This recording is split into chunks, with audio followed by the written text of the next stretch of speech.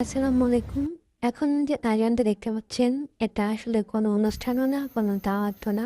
এটা ছিল সন্ধ্যায় খাবারের আয়োজন করা হয়েছিল, মানে পিকনিক।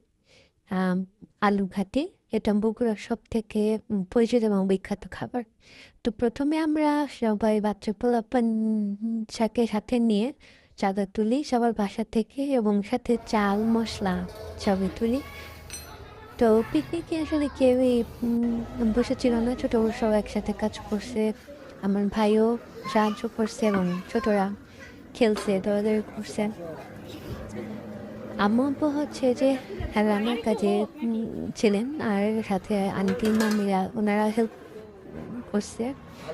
তো আলাপাতে রান্নার সময় যে গন্ধটা আসলে আসে সেটা আসলে খাবারের নাই, এটা আলাদা একটা স্যাটিসফ্যাকশন।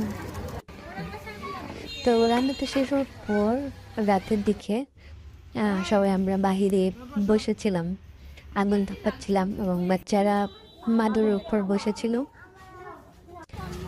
তারপর যখন ৮টা-৯টা বাজে তখন আর কি আমরা সবাইকে খেতে দিলাম।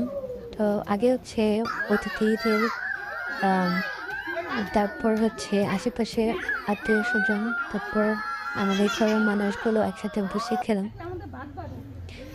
তো এটা আসলে একটু খাবারও কিন্তু একসাথে আহ, সময় কাটানো।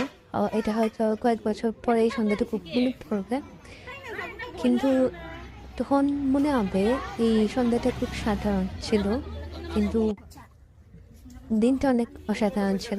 এবং আহ, একটা সময় গিয়ে আমরা সবাই এটা মিস করবো, এরকম এই মানুষগুলো আমরা হয়তো আর